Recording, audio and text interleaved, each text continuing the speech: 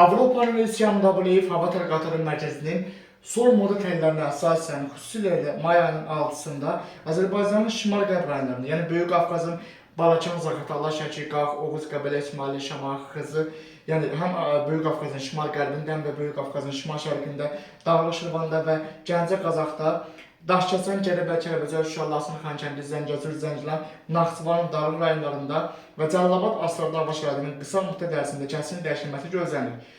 Yağıntı sistemi xüsusilə də may ayının 6-sında daha çox Böyük Qafqaz, Gəncə, Qazax və Kiçik Qafqaz arasında aktiv olacaq. Nəticədə yağıntının qısa müddət ərzində intensiv, güclü, lokal, şiddətli olması, dolu yağması, şimşək çaxması ehtimalları var. Bu proses topa yağış buludlarının güclü inkişafı ilə müşahidə ediləcək. Nəticədə topa yağış buludlarının sonraki inkişafı nəticəsində submersiv buludların yağılması ehtimalları var ki, bu da iri dəmir dolu yağışları küləklərin qısa müddətdə qasırğa şəklində güclənməsinə səbəb ola bilər.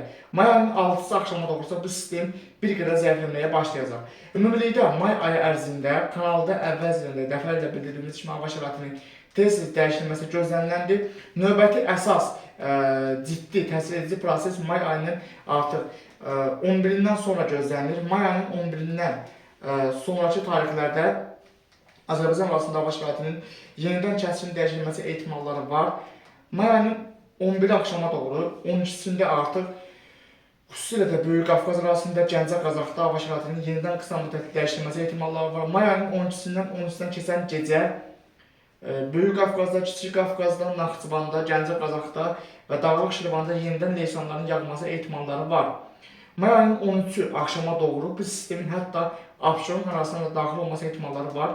Bu barədə yenilənmiş məlumatların təhlilləri kanalda yayınlanacaq. Bu sistemlər ümumilikdə yaz-yay dövründə topa yağış buludlarının qısa müddət ərzində güclənməsi müşahidə edilir. Bu tip proseslər, modellər bu siqnalları versə bu tip proseslər qısa müddət ərzində şiddətlənə bilir ki, bunun üçün də biz həmin sistem daxil olarkən pH və radar görüntülərinin birləşdirilmiş məlumatları ilə tanış oluruq və lazım gəlirsə ən son dəqiqə məlumatlarını sizin diqqətinizi çatdıracaq.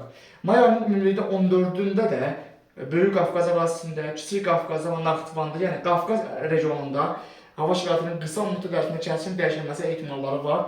Bu barədə yenilənmiş məlumatların təhlilləri kanalda yayınlanacaq.